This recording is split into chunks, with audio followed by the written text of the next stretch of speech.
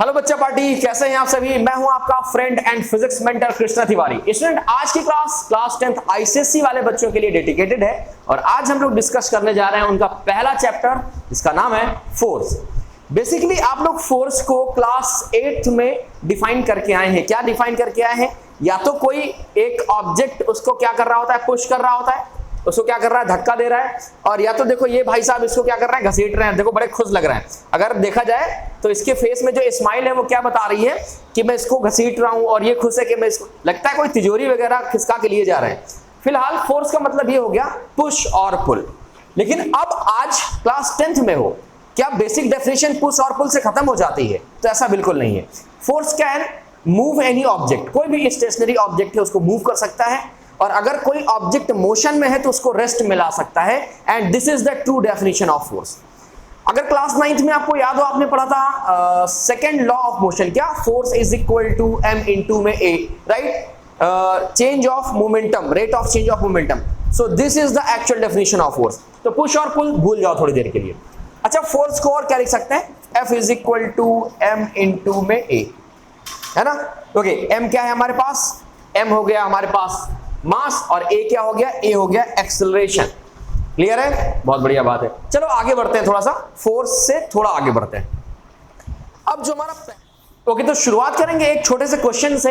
Question क्या कह रहा है? कह रहा है a body start moving in a straight path in direction of applied force is called. मतलब कि सपोज करो कि हमारे पास एक बॉडी ऑब्जेक्ट ए है और इसमें हम किसी एक पर्टिकुलर डायरेक्शन में फोर्स अप्लाई कर रहे हैं, राइट? तो ये बॉडी क्या करेगी? मोशन करना शुरू कर देगी। ठीक है, सपोज दैट कि मान लो कि ये हमारे पास हमारे पास क्या है, एक ऑब्जेक्ट रखा है। ठीक है, अब इसमें हमने फोर्स अप्लाई करना शुरू किया तो ये अपना डिस्प्लेसमेंट करना शुरू कर देगा ना, शिफ्ट करना शुरू कर देगा। तो बताओ किस डायरेक्शन में शिफ्ट होना शुरू कर दिया इसने शिफ्ट हुआ, ये शिफ्ट हुआ डायरेक्शन ऑफ द फोर्स। ठीक है, तो इस तरह के मोशन को हम लोग क्या बोलते हैं? Rotational motion. नहीं, रोटेशनल मोशन तो कुछ इस तरह से होता है, right? Uniform circular motion, circular motion आप लोग जानते हैं कैसे होता है, क्लास 9th में पढ़ के आए हो नहीं पढ़ के आए हो? अच्छा, थर्ड ऑप्शन क्या कह रहा है? Linear motion. क्या कह रहा है? Linear motion. स्ट्रेट पाथ में चल रहा है, या इसी को हम लोग क्या बोलेंगे? Linear motion. तो यहां से अब हमें पता चलता है कि हमें सबसे पहला मोशन कौन सा पढ़ना है?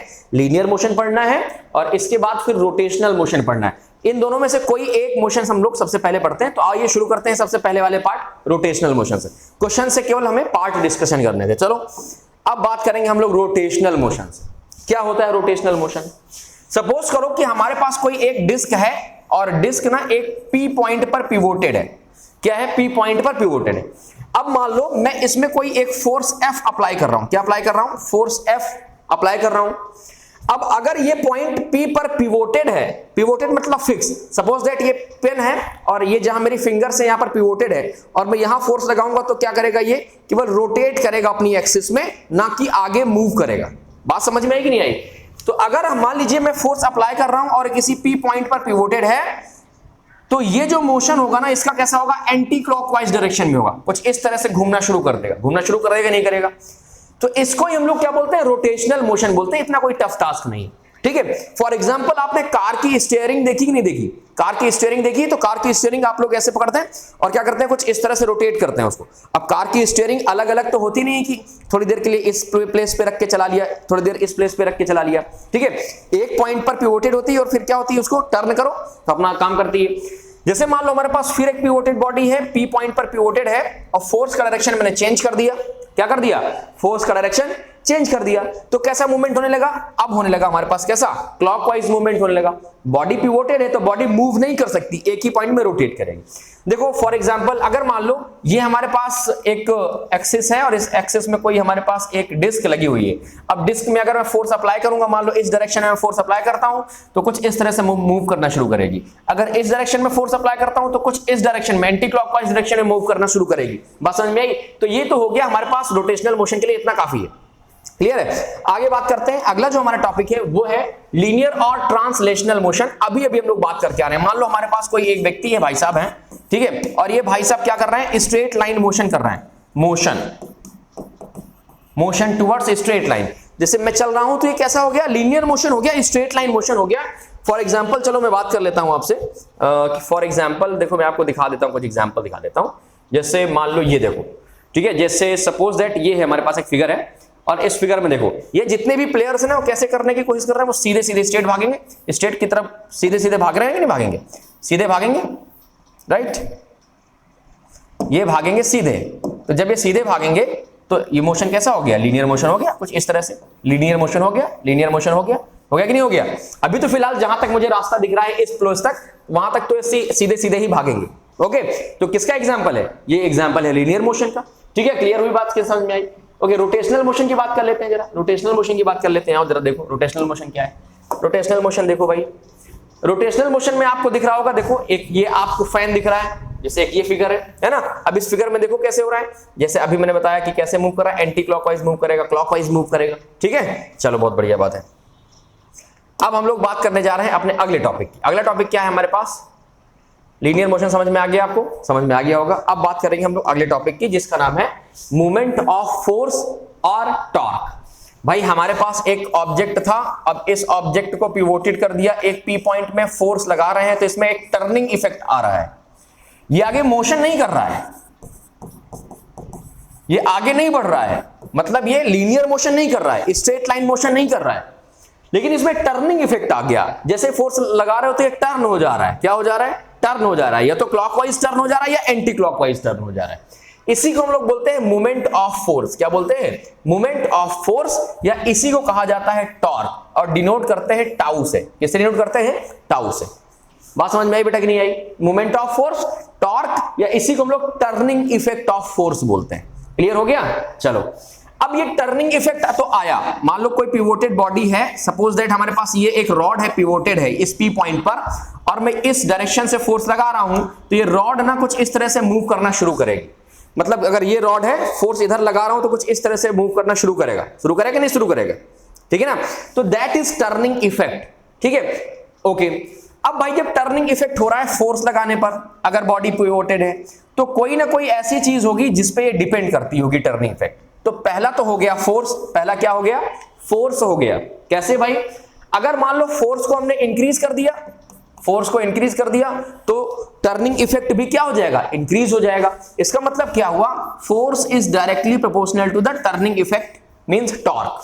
क्लियर हो गया कि नहीं क्लियर हो गया, पक्की बात, चलो ठीक है। दूसरा कह रहा है परपेंडिकुलर डिस्टेंस, परपेंडिकुलर डिस्टेंस। इसके लिए जरा समझो भाई, मान लो ये हमारे पास एक पिवोटेड पॉइंट P है, और इस P से यहां तक की डिस्टेंस हमारे पास है P से O, ठीक है, और यहां से हमें पास O में फोर्स लग रहा है F। ठीक, तो ये दूसरी जो पॉइंट है वो क्या है कि जो टर्निंग इफेक्ट है ना वो किस पे डिपेंड करता है, ये जो परपेंडिकुलर डिस्टेंस है जिसपे फोर्स वर्क कर रहा है। भाई फोर्स इस पॉइंट पे एक्शन कर रहा है ना, तो लाइन ऑफ एक्शन फोर्स की क्या हो गई, ये PO है ना, ये है line of action of force.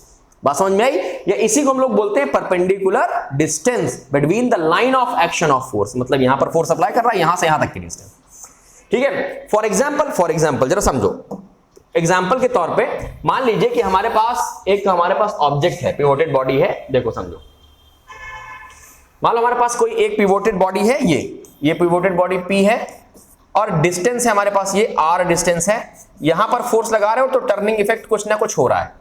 मान लो पिवोटेड बॉडी हमारे पास ये है, और यहां पर P पिवोटेड है, और ये डिस्टेंस है, यहां पर फोर्स लगाओगे तो अब देखो जो टर्निंग इफेक्ट होगा ना, इसके कंपैरिजन में इस पे कम होगा। जो टर्निंग इफेक्ट होगा वो लेस देन, मान लो फिगर हमारे पास एक A है, ये फिगर हमारे पास B है, तो B में जो टर्निंग इफेक्ट होगा in the comparison of A figure वो लेस होगा। और इसका रीजन क्या है, ये जो परपेंडिकुलर डिस्टेंस है line of action of force to pivoted point. यहां पर क्या है, यहां पर डिस्टेंस ज्यादा है, यहां पर डिस्टेंस कम है। हालांकि फोर्स का अगर मैं मैग्नीट्यूड भी सेम कर देता हूं तब भी कंडीशन सेम रहेगी, क्योंकि डिस्टेंस हमारे पास कम है। So perpendicular distance is another factor in which depend the turning effect. बात समझ में आई कि नहीं है, टर्निंग इफेक्ट दूसरे इस फैक्टर पे डिपेंड करता है। क्लियर है, चलो बहुत बढ़िया बात है। आगे बात करते हैं मूवमेंट ऑफ फोर्स का फॉर्मूला क्या होता है। तो भाई अभी हमने देखा कि डिपेंडेंस क्या है, फोर्स, ये मान लो पिवोटेड पॉइंट P है हमारे पास, ये है हमारे पास A है, मान लो ये है B, और यहां पर फोर्स अप्लाई हो रहा है, F फोर्स अप्लाई हो रहा है। ठीक है, तो जो टर्निंग इफेक्ट टॉर्क होगा ना वो क्या होगा, वो होगा हमारे पास force applied on the body into में क्रॉस प्रोडक्ट है, ध्यान दीजिएगा, इनटू में perpendicular distance distance of line of action of force, line action of force. Clear है? ठीक है। So torque is force into perpendicular distance of line of action of force. देखो ये लिखा हुआ, ये फॉर्मूला आपको दिख रहा होगा, फोर्स इनटू में परपेंडिकुलर डिस्टेंस। एसआई यूनिट क्या होती है? फोर्स की क्या होती है? न्यूटन, और डिस्टेंस की क्या होती है? मीटर। तो क्या हो गया? Newton metre. ठीक है। सीजीएस यूनिट क्या होगी? सीजीएस होगी डाइन सेंटीमीटर, मतलब 1 newton metre is equal to कितना होता है भाई? ये होता है 10 टू द पावर 5 डाइन। भाई 1 न्यूटन में 10 टू द पावर 5 डाइन, और 1 मीटर में 10 टू द पावर 2 सेंटीमीटर। तो ये हो गया 10 to the power 7 dyne centimetre. तो ये हो गया हमारे पास सीजीएस, और 1 न्यूटन मीटर की बात हो गई। क्लियर हुआ कि नहीं क्लियर हो? तो ये फॉर्मूला हो गया। तो आप सिंपल से याद रखिए, टॉर्क इज इक्वल टू क्या होता है? फोर्स इनटू में डिस्प्लेसमेंट, फोर्स इनटू में distance, okay, from the line of action of force and pivoted point. ठीक है, ये आप लोग याद कर सकते हैं। ठीक है, ये हमारे पास यहां से फॉर्मूला निकल के आ गया। क्लियर है बात कि नहीं क्लियर है? चलो आगे बढ़ते हैं भाई। आगे की अब ये किस पे डिपेंड करता है, या इस पे जब हम लोग फोर्स लगाते हैं तो कैसे वर्क करता है। जैसे कि मान लो ये हमारे पास एक बॉडी है, ठीक है, बॉडी है हमारे पास ए में पिवोटेड है। अब फोर्स हमने मान लो लगाया एफ किसी एक पर्टिकुलर प्लेस पे, पर्टिकुलर डायरेक्शन पे, तो इसका जो मोशन होगा कैसा होगा? इसका मोशन होगा क्लॉकवाइज। कैसा मोशन होगा? क्लॉकवाइज। मतलब जो टर्निंग इफेक्ट है फोर्स इनटू में परपेंडिकुलर डिस्टेंस, इसकी वजह से जो मोशन का डायरेक्शन हो रहा है वो या तो क्लॉकवाइज होगा, या तो कैसा होगा? Anti clockwise. सर अपने को क्या फर्क पड़ता है चाहे क्लॉकवाइज हो चाहे एंटी क्लॉकवाइज हो? क्या मतलब है? अरे भाई मतलब है, इसमें साइन का मतलब बहुत बड़ा फर्क पड़ता है। देखो क्लॉकवाइज है तो आपके माइंड में पता क्या चल रहा होगा कि अगर सर साइन की बात आती है तो अगर क्लॉकवाइज मोशन हो रहा है, कैसा मोशन हो रहा है? क्लॉकवाइज। तो ये याद रखना है आपको। तो आपके दिमाग में क्या होगा? क्लॉकवाइज मतलब पॉजिटिव हमारे पास सेंस आ रहा है, तो क्लॉकवाइज मोशन में कैसा साइन लेंगे?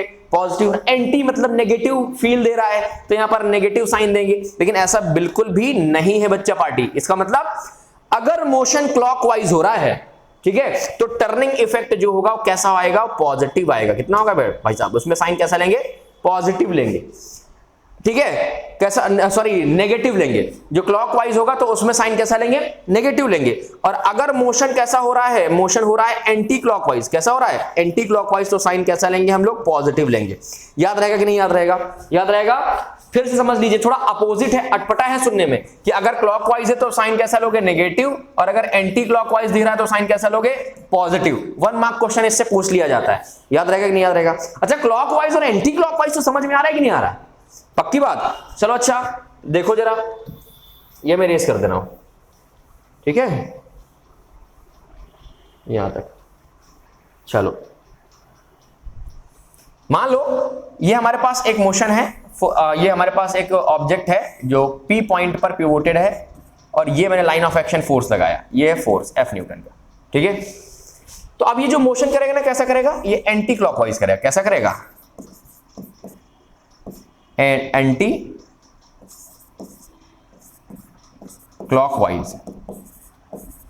और अगर ये फिर ऑब्जेक्ट है पिवोटेड है किसी एक पॉइंट पी पर, और फोर्स का डायरेक्शन मैंने चेंज कर दिया, तो अब कैसा मोशन करेगा? ये अब करेगा क्लॉकवाइज मोशन करेगा। बात समझ में आ रही कि नहीं आ रही? इस केस में साइन पॉजिटिव, इस केस में साइन नेगेटिव। अब फील आ गया कि नहीं आ गया? अब क्या हम ये क्लॉकवाइज और एंटी क्लॉकवाइज जो टर्निंग इफेक्ट है, क्या हम इसको बदल सकते हैं? तो बिल्कुल बदल सकते हैं। पहला क्या है? Bye changing the point of application of force. इसका मतलब कैसा? कि मान लो ये जो फोर्स हमारा इस पॉइंट पे अप्लाई हो रहा है तो एंटी क्लॉकवाइज चल रहा है। अब अगर मैंने इसका पॉइंट क्या कर दिया? चेंज कर दिया। अब यहां की जगह मैंने ये पॉइंट पे फोर्स लगाना शुरू कर दिया। भाई पहले देखो, पहले यहां पर फोर्स लग रहा है, और अब मैंने क्या कर दिया? पॉइंट चेंज कर दिया फोर्स लगने का। मान लो यहां पर ये पिवोटेड है, अब मैंने पॉइंट चेंज कर दिया कुछ इस तरह से, यहां की जगह कहां पर लगने का? यहां पर। तो देखो ये कैसा था? ये एंटी क्लॉकवाइज था। कैसा था? एंटी क्लॉकवाइज था। लेकिन ये कैसा हो गया? ये हो गया क्लॉकवाइज। कैसा हो गया? ये क्लॉकवाइज हो गया। तो ऐसा कौन सा तरीका है जिससे हम direction of turning effect change कर सकते हैं? वह है bye changing the point of application of force. दूसरा तरीका क्या है? Bye changing the direction. Bye changing the direction. Of course जो पहला आपको फिगर दिख रहा है इसमें डायरेक्शन चेंज हुआ है। देखो पहले मैं क्या कर रहा हूं, इसको डाउन टू अपवर्ड फोर्स दे रहा हूं किसी भी एक पॉइंट पर, तो ये कैसा मूव कर रहा है, एंटी क्लॉकवाइज। लेकिन जैसे मैंने क्या चेंज कर दिया, डायरेक्शन ऑफ फोर्स चेंज कर दिया, तो अब ये कैसा मूव करेगा, क्लॉकवाइज मूव करेगा। समझ में आ रहा है कि नहीं आ रहा? So this is the second reason how we change the turning effect of element by changing the direction of force. Clear है? चलो आगे बढ़ते हैं जरा। आगे हमारे पास कपल। इस नाम को सुनकर के तो बड़ा मजा आता होगा आपको। देखो कपल क्या है, कभी आपने देखा होगा कि जैसे मान लो टैप है आपके पास, मैं आपको जस्ट अ सेकेंड दिखाता हूं। कपल फोर्स, खुल जाओ कपल फोर्स, खुल जा SIM SIM, couple force, couple force. थोड़ा रुकिएगा ना,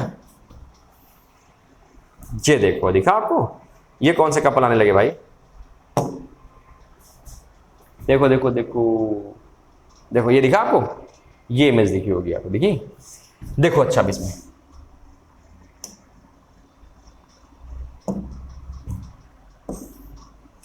देखो, अब ये हमारे पास कोई एक क्या है, एक कोई ऑब्जेक्ट है, और इस ऑब्जेक्ट में एक फोर्स लग रहा है डाउनवर्ड डायरेक्शन में, मतलब कैसा मूव कर रहा है, कुछ इस डायरेक्शन में, एंटी क्लॉकवाइज।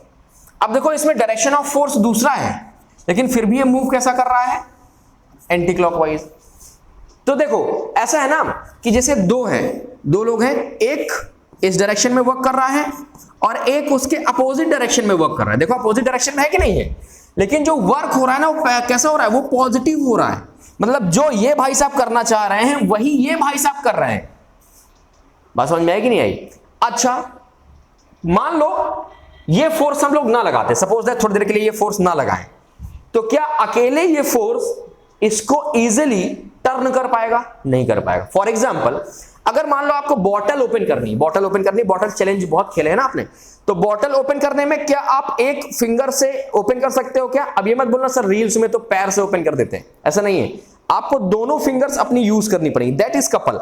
एक वर्क कर रहा है इस डायरेक्शन में और जो फिंगर है ये थंब है वो इस डायरेक्शन में वर्क कर रहा है, दैट इज कपल फोर्स। बात समझ में आई? जैसे आप टैप वाटर ओपन करते हो, टैप वाटर ओपन करते हो तो आप जब अपने दोनों फिंगर यूज करते हो, थंब उसको क्या कर रहा होता है, कुछ इस डायरेक्शन में फोर्स लगा रहा होता है, और फिंगर ना ये जो आपकी वो है पिंकी फिंगर, ये कैसे कुछ एंटी क्लॉकवाइज डायरेक्शन में उसी के अपोजिट फोर्स लगा रही होती, ठीक है?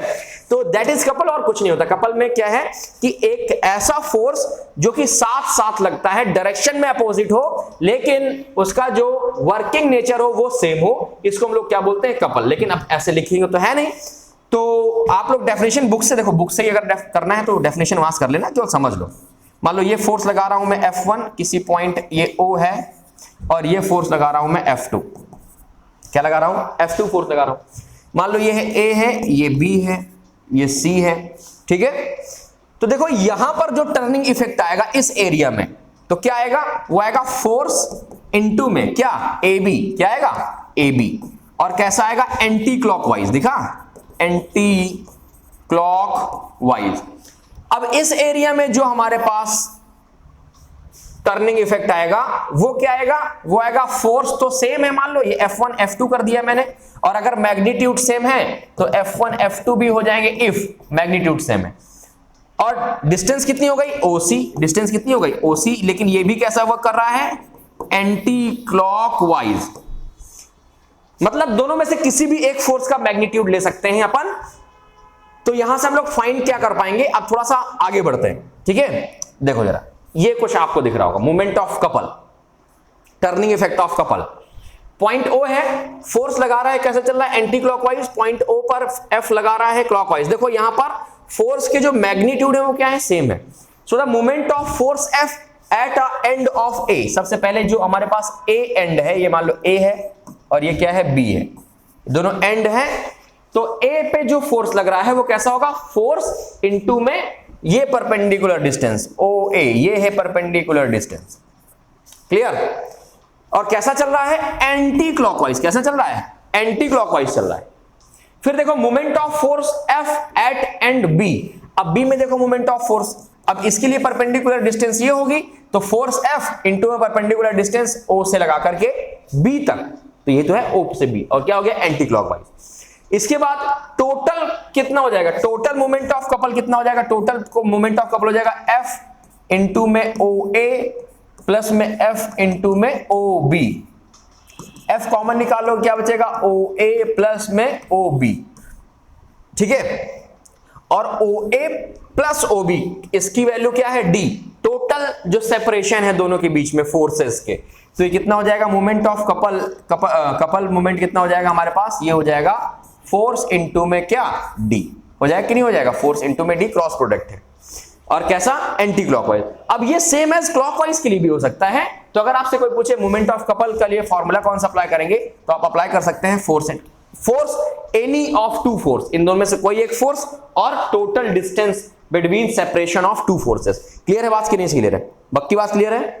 क्लियर हो गया कि नहीं क्लियर? चलो आज के लिए इतना ही। कमेंट करके जरूर बताइएगा कि कैसा लगा आपको लेक्चर। हम लोग कोशिश करेंगे थोड़ा सा और इंप्रोवाइजेशन करने की। तब तक हंसते मुस्कुराते खिलाते रहिए। बाय बाय, टाटा, टेक केयर।